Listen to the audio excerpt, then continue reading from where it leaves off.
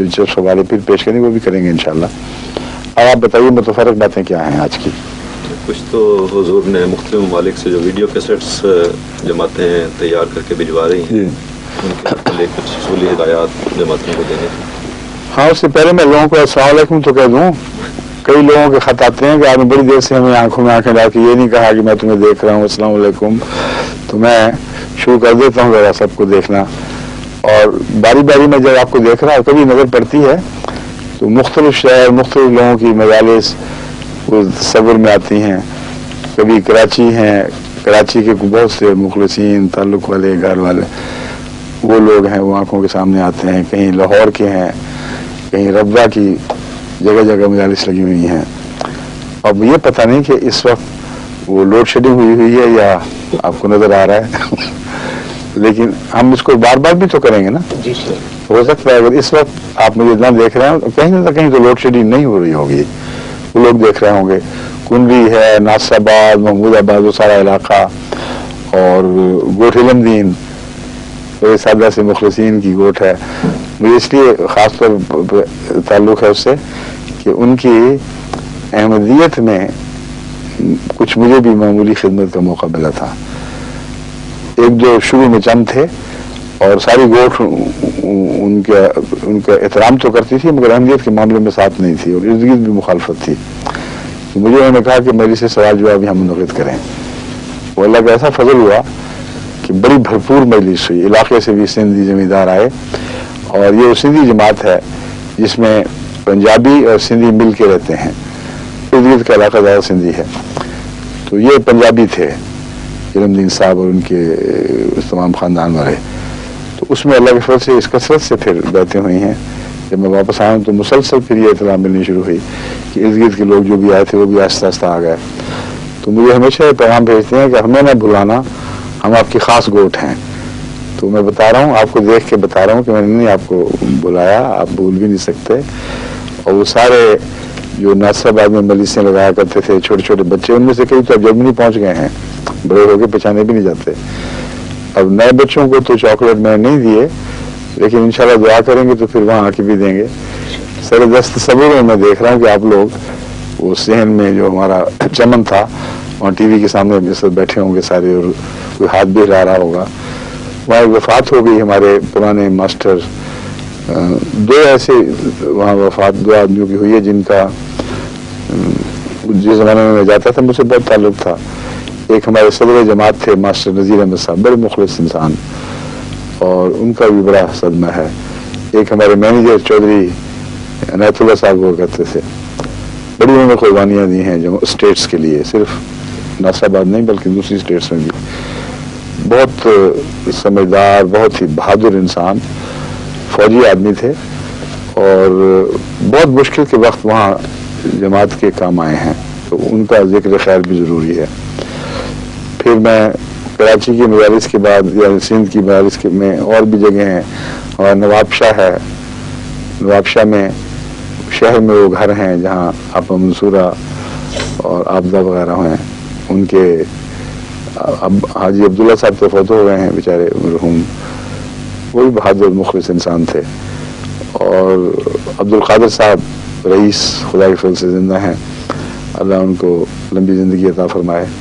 सिंधी कुरान करीम के सिंधी तर्जमे में उन्होंने बहुत मेहनत की और हैं भी बहुत काबिल आदमी, बहुत अच्छा सिंधी पर अबूर है इनको। तो इनके बच्चे भी वगैरह आबदा वगैरह बैठे देख रहे होंगे।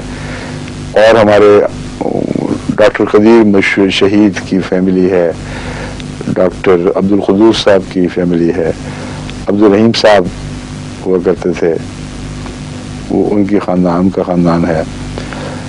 और फिर उधर चले जाएं तो वो शहीद होने वाले जिनका एक ही ताल्लुक़ फैमिली से बहुत ताल्लुक़ है, भिरिया रोड के, हाँ, अब्दुल रज़ाक साहब, अब्दुल हमीद साहब। और फिर वो जो जगह है बीच में आती है टंडवाखिल, पनवाखिल में, और उसके साथ वो बीच में जगह थी हम ठहरा करते थे, वहाँ हमारे रशीद भट्ट साहब वगैरह की फैमिली, उन्होंने बड़ी कुर्बानियाँ दी हैं। कंडियारो, हाँ कंडियारो। तो ये सारे वो इलाके हैं जो मेरे देखे भाले बल्कि बारहा मैं उन जगहों में फिरा हूँ हर तरह से, पैदल भी, बीचों जीपों पर भी, घोड़ियों पर भी, और सिंध के इलाके में दूर तक नौकोट वगैरह, फिर मिट्टी का इलाका है, फिर नगर पार्कर का इलाका है, अलग तरह से सब जगहों पे जहाँ जहाँ भी बिजली है वहाँ देख रहे होंगे, जहाँ बिजली नहीं वहाँ कई जगह जनरेटर लगे होंगे। तो इस संबंध में मैं एक बात तो आपको ये बता दूं कि जनरेटर्स के से बेहतर एक और तरकीब है जो खामोश है, बार बार की उसमें मुसीबत नहीं है। मैंने पाकिस्तान में अपने घर में खिलाफत से पहले जनरेटर लगाया हुआ था, लेकिन मुसीबत थी जब बिजली गई दौड़ के मैं ही जाता था, जनरेटर ऑन करता था, बच्चे इंतजार कर रहे हैं, पखा चला, 5 मिनट के बाद बिजली आ गई, फिर भागे भागे जनरेटर बंद किया, फिर थोड़ी देर बाद बिजली चली गई, फिर भागे भागे गए, सारे रात बस यही भाग दौड़ थी। जनरेटर जैसे कहा जाता है इब्राहिम लिंकन के मुतालिक, from log cabin to white house, from white house to log cabin, तो वही मेरा हाल था। तो इससे बहुत बेहतर निज़ाम है आजकल जो इजाद हुआ है, याद तो पहले से था नहीं, आजकल रिवाज पकड़ रहा है। 2 बैटरियां मोटर की अच्छी अगर ले ली जाए बड़ी ताकत की, तो उनके साथ उनको एक कन्वर्टर मिल जाते हैं आजकल, खासतौर पर बनाए जा रहे हैं इस गरज से, जिनका मेक एंड ब्रेक ऑटोमेटिक है। उसमें जब बिजली जाती है तो वो खुद ब खुद उसको चला देते हैं, और जब आती है तो वो चार्ज करने लग जाती है उनको। तो मुसलसल है, सिर्फ पानी का ख्याल रखना है, वक्त पे पानी दिया जाए तो काफी लंबा से चल जाती है। आजकल महंगाई बहुत भी होगी, तो मेरा ख्याल है 25,000 में ये पूरा पैकेज हो सकता है। तो जनरेटर भी तो कम खर्च नहीं होता। तो हमारे जो लाहौर में हैं वो जो बनाने वाले जो स्टेबलाइजर बनाया करते थे, क्या नाम था उनका, रशीद साहब खालिद, वो बहुत काबिल हैं, वो सुन रहे होंगे बैठे, उनको भी मैं सलाम कहता हूँ। आप अगर कोई ऐसी चीज एनजीओ के लिए याद कर दें जिसमें अपना मुनाफा लाजमी और वाजिबी रखें और ये कन्वर्टर इनको मिल जाए, तो इस पैकेज डील से मुझे भी मुतले कर दें, मैं सब दुनिया में टेलीविजन पर इश्तिहार दे दूंगा कि जिसने जहाँ मंगवाना है मंगवा ले, हिंदुस्तान में भी काम आएंगी। तो ये चीज़ बड़ी फायदेमंद होगी। और जहाँ निज़ाम जमात के ज़रिए ये काम, ये टेलीविजन का प्रोग्राम चलाया जा रहा है, वहाँ तो निज़ाम जमात को लाजमन ये लेना चाहिए। हर रोज़ ये मुसीबत की फलां वक्त फलां प्रोग्राम उठ गया, ये जो कन्वर्टर मैं कह रहा हूँ इसके ज़रिए टेलीविजन और इसका चलना तो बहुत ही आसान है, लेकिन उसके अलावा पंखे भी चल सकते हैं कुछ 1500 वाट तक या 2000 वाट तक भी गालबन ये बिजली मिल जाती है। अगर 1500 वाट का महफूज तखमीना रखें तो टेलीविजन मेरा ख्याल है 500 वाट लेती होगी, हाँ इससे भी कम। हाँ, और डिश एंटीना को लेते कुछ नहीं, तो टेलीविजन डिश एंटीना के साथ रख कर और वो 500 से कम लेती है। 5 वाट टेलीविजन, हाँ, और वो जो है वो तकरीबन 15 वाट वो है डिश एंटीना ऑल टुगेदर। हाँ जी, कोई 100 वाट भी नहीं बनता है। अच्छा, हाँ जी, इतना सस्ता है ये काम जी। जी 100 वाट में तो ये तो जो इसके फिर 2-3 पैकेज होने चाहिए ऐसे, जहाँ रोशनी के लिए अपना इंतजाम रख लें कोई, और इसके लिए टेलीविजन के लिए अगर छोटा सा कन्वर्टर बने, और रोशनी के लिए चले आप यूं कर लें कि 200 वाट का एक बल्ब जल जाए। और पंखे की कितनी होती है, 70, 80, 100 वाट का होता होगा पंखा। तो अगर छोटी जगह हो तो उसमें एक पंखा गर्मी के लिए, एक बल्ब और एक टेलीविजन, ये कमरा इससे मुज़य्यन हो, इसके लिए 300-400 वाट के अंदर सारा काम हो जाएगा। और छोटी बैटरी काम आ जाएगी सस्ती, छोटा कन्वर्टर काम आ जाएगा। तो मुतफरक इस किस्म की, खालिद साहब आप पैकेज डील बनाइए और फिर मुझे मुतले करें, फिर मैं इश्तिहार दे दूंगा टेलीविजन पर, सब एनजीओ को हर जगह पता लग जाएगा, सिंध तक भी, बजाय इसके कि जमाती ऐलान हो, कहीं अल-फजल जाता है कहीं नहीं जाता वगैरह वगैरह। तो ये इंशाल्लाह बहुत सी हमारी मुश्किलात कम हो जाएंगी। अच्छा, और गुजरात है, सियालकोट में माशाल्लाह बहुत बेदारी है, अब जगह जगह मजलिसें लगी होती हैं, बच्चे बड़े खत लिखते हैं। اور گجرات کے علاوہ جیلم کا علاقہ ہے، راولپنڈی کا علاقہ ہے، آزاد کشمیر ہے، اور بہت سی جگہ جہاں بہت تعصبات تھے، بہاولپور، بہاول نگر، ملتان، اور ان سب علاقوں میں اللہ کے فضل کے ساتھ یہ انٹینا کے ذریعے جماعت کو بھی مل رہے ہیں. اور وہ جن جگہوں کو میں نام لے رہا ہوں وہاں بہت سے خاندان ہیں جن کو میں جانتا ہوں، ان کے وہاں گیا ہوں مجالس میں.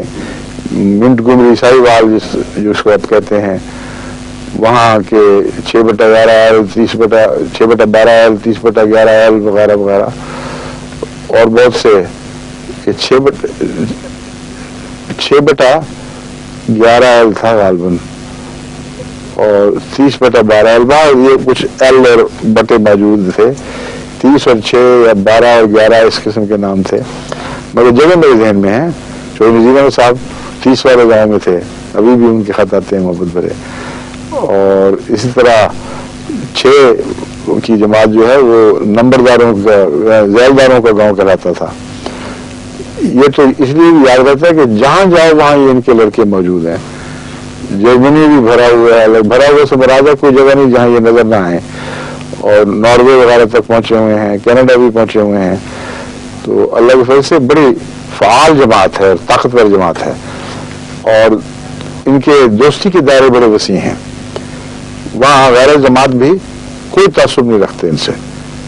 کوئی مولوی یا کوئی پالیٹیشین آ کے نفرت پیدا کرنے کی کوشش کی ان کو بگا دیتے ہیں، کہتے ہیں ہم جانے ہمارے تعلقات اچھے، ہم جانتے ہیں ہمارے مذہب کو ان کے مذہب سے کوئی خطرہ نہیں، تو بالکل پرواہ نہ کرو. تو یہ سب لوگ ہیں. وہ گاؤں والے کچھ بیٹھے ہوں گے اس وقت، ہمارے شاہوں کی بھی فیملی تھی، وہ بھی باہر کچھ نکلے ہیں. تو گاؤں ذہن میں ہے. پھر ادھر چلے جاؤ، ڈیرہ غازی خان، مظفر گڑھ، بستی رندہ ہے، اور بستی مدرانی ہے.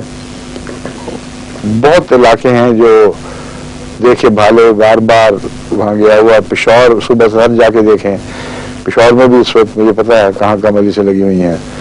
اور اسی طرح مردان ہے، اور بہت سے علاقے ایسے ہیں جہاں خدا کے فضل سے جو کمزوریاں تھیں وہ دور ہو رہی ہیں، نمازوں کی طرف توجہ ہو رہی ہے. تو یہ زیادہ ہے اہم بات جس کی طرف جماعت کی توجہ مرکوز کرانے چاہتا ہوں کہ ٹیلی ویژن کا کچھ فائدہ تو دلچسپی کا ہے ہی. وہ اس لیے ضروری ہے کہ باقی ٹیلی ویژن سے بچا کر اس طرف کھینچنے کے لیے ہمیں لازماً جدوجہد کرنی ہوگی کہ وہ دلچسپ رہیں. لیکن اس دلچسپی میں لپیٹ کر جو ٹھوس اور دائمی نوعیت کی نصیحتیں کی جاتی ہیں، مثلا قیام نماز وغیرہ، اس سے اگر آپ نے استفادہ نہ کیا تو پھر یہ سارا سلسلہ بیکار ہو جائے گا. اور ایک چیز میں آپ کو بتا رہا ہوں کہ مجھے جو خطوط آ رہے ہیں وہ ہر طرف سے آ رہے ہیں. بنگلہ دیش والے کہیں گے ہمارا نام نہیں لیا، مجھے آپ کا نام میں پہلے لے چکا ہوں میں کئی دفعہ. یہ سندر بن سے لے کر ادھر احمد نگر تک، اور مختلف جماعتیں سلہٹ اور آسام تک، اور پھر ادھر چٹاگانگ اور برہمن بڑیا، اور چٹاگانگ سے آگے کوکسز بازار ہے، رانگا ماٹھی وغیرہ. تو یہ سارے علاقے وہ ہیں جو اس وقت میرے سامنے ہیں. اور بیک وقت تو نہیں، لیکن کبھی میں نظر ان پر ڈالتا ہوں، کبھی ان پر ڈالتا ہوں، تاکہ آپ کو پتہ لگے کہ میں بھی دیکھ رہا ہوں کچھ، صرف آپ ہی نہیں دیکھ رہے ہیں. تو میں آپ کو بتا رہا ہوں کہ ٹیلی ویژن کا جو بنیادی مقصد ہے وہ تربیت ہے. کم ممکن تھا میرے لیے کہ سال میں ایک دفعہ بھی کہیں گھر پہنچ سکتا. تو جہاں جذباتی لوگ باتیں لکھتے ہیں کہ ٹھیک ہے آپ آئے مگر یہ طلب جو ہے پہنچنے کی وہ نہیں پوری ہو رہی اور بھڑک اٹھی ہے، وہ سب رومانی جذباتی باتیں ہیں. ٹھوس حقیقت یہی ہے کہ ٹیلی ویژن کے ذریعے میرا وہاں نصیحت کے ساتھ پہنچنا تربیت پر اسی طرح اثر انداز ہو رہا ہے گویا کہ میں وہاں پہنچ گیا ہوں. اور بچوں میں عظیم انقلاب برپا ہو رہا ہے.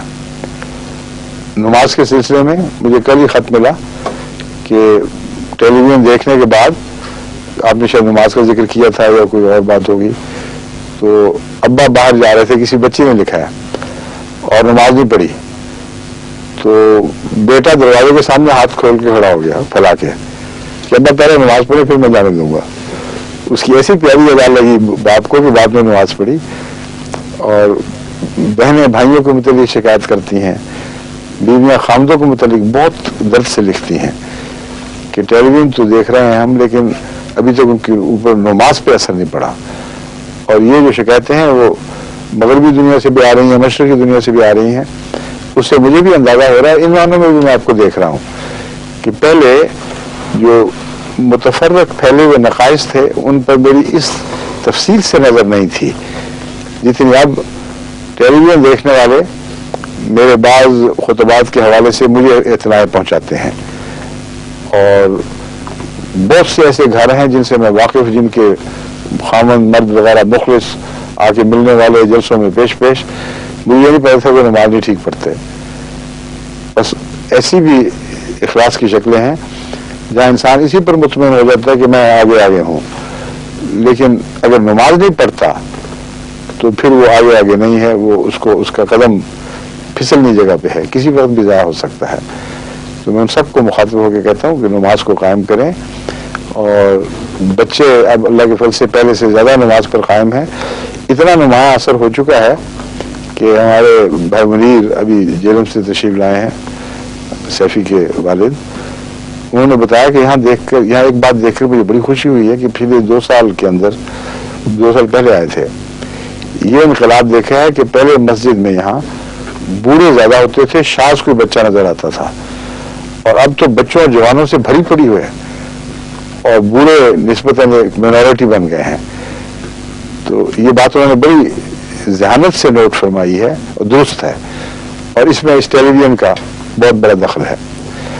تو میری تو سچی آرزو تب پوری ہوگی جب ٹیلی ویژن کے ذریعے عالمی عبادت کرنے والوں کی ایک ایسی مضبوط جماعت قائم ہو جائے جو کسی پہلو پھر نماز کو چھوڑنے پر آمادہ نہ ہو. اور اسی میں ہماری زندگی، اسی میں ہماری جان ہے. عبادت کرنے والوں کو خدا ضائع نہیں ہونے دیتا، اور عبادت کرنے والے جب پھیلتے ہیں تو عبادت کی خوشبو، عبادت کا رنگ، عبادت کا ذوق ساتھ لے کر پھیلتے ہیں. آنے والوں میں نمازی بنانے لگتے ہیں، لیکن بے نمازی اگر تبلیغ بھی کرتا رہے اور کسی کو بنا بھی دے گا تو کچھ بھی فائدہ نہیں ہوگا. ایک پہلو سے تو ٹھیک ہے کہ وہ اس نے سر تسلیم خم کر دیا، وقت کے امام کو مان لیا، لیکن اس کو فائدہ کیا پہنچا اگر اپنے اندر اس نے پاک تبدیلیاں نہیں کی.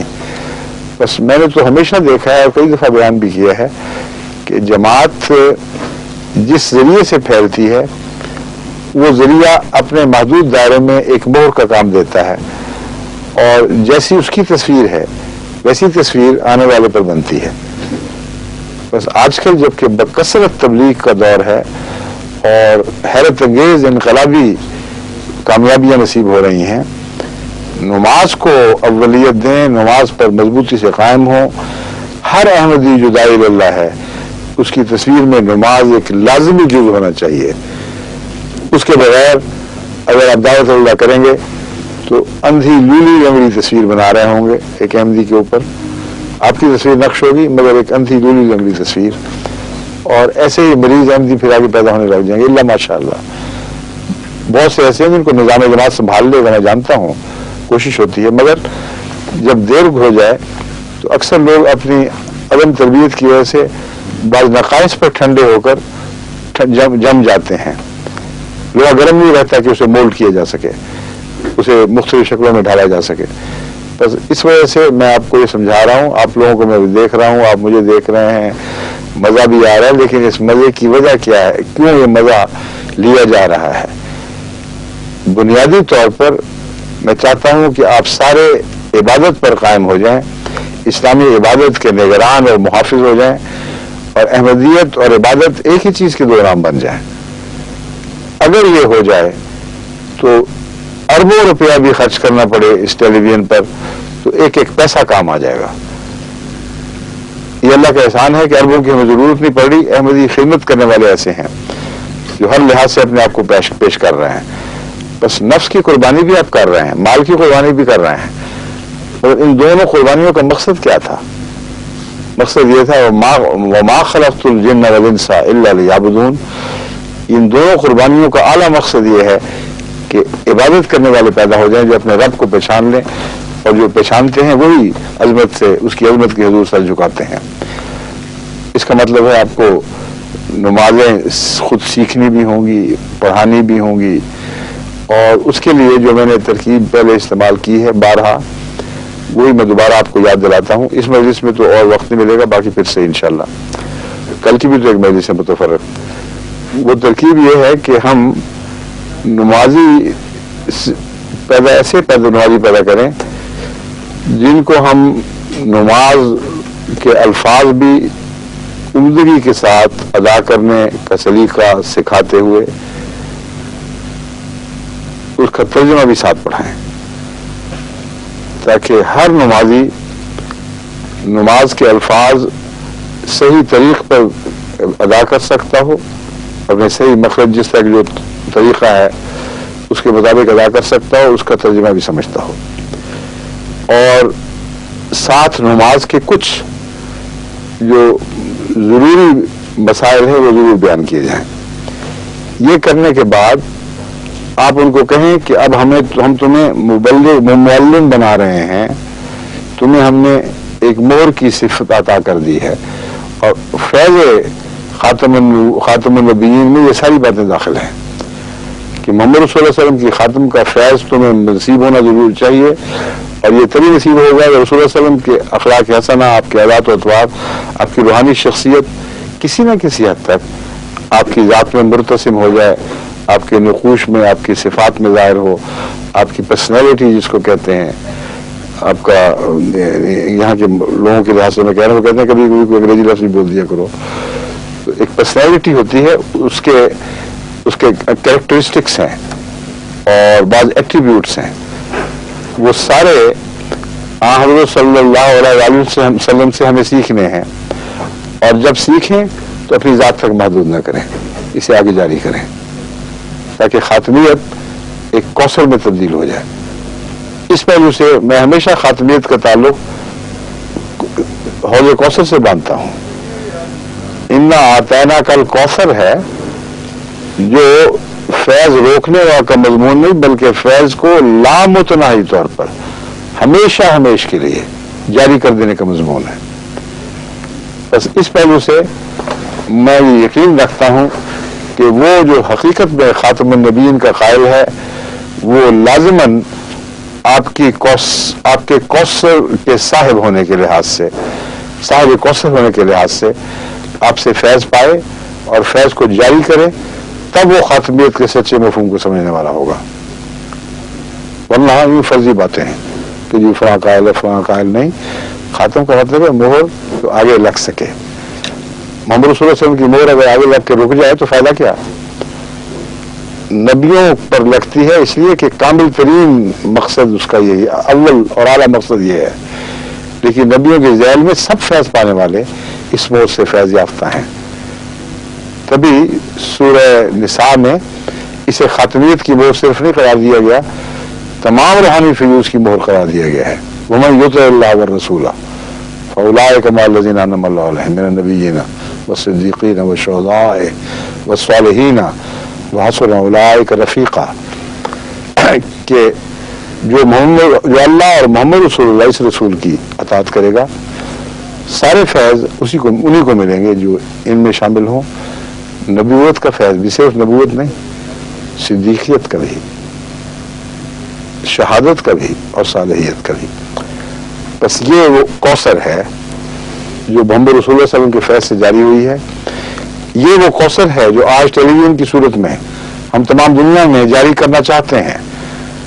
بس کوثر جاری ہونی چاہیے، نہ کہ محض صرف شغل اور لطف کی باتیں۔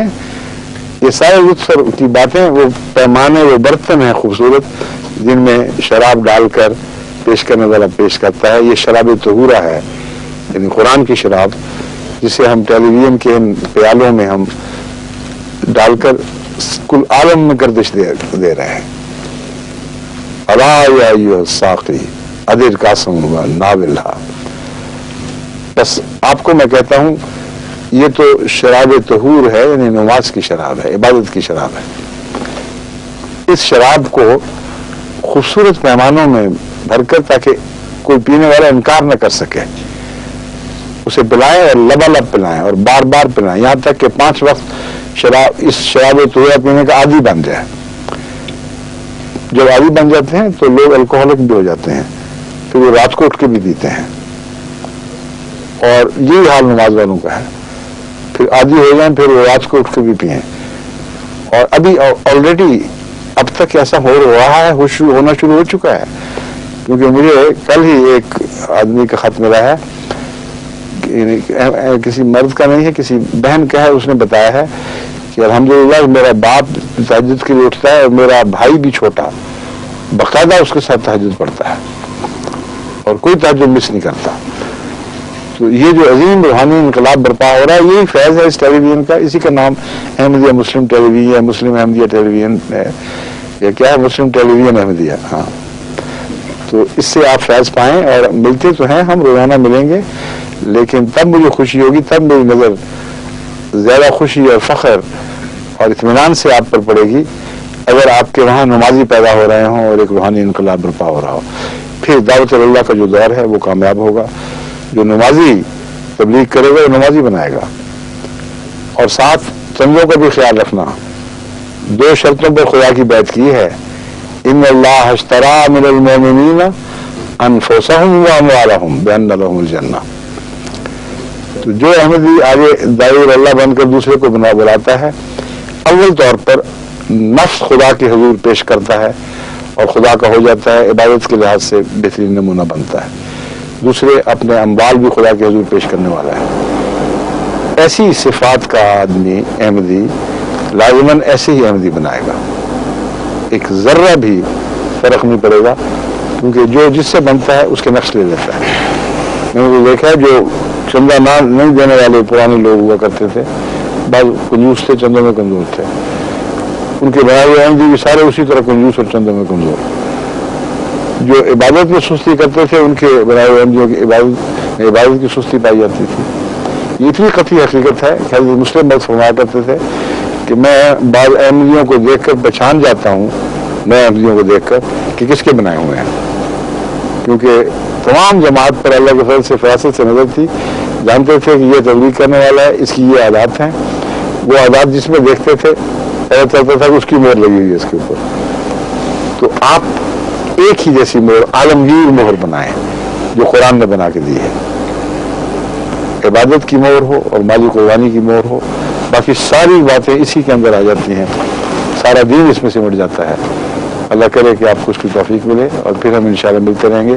आज मैंने आपकी काफ़ी बातें कर ली हैं हमने सामने, अब ये शिकवा ना करें कि आप संजीदा तरीक़ें करके चले जाते हैं और खुलकर आपस में बातें नहीं करते। अच्छा जी, खुदा हाफिज़, अस्सलाम वालेकुम, ईमान अल्लाह।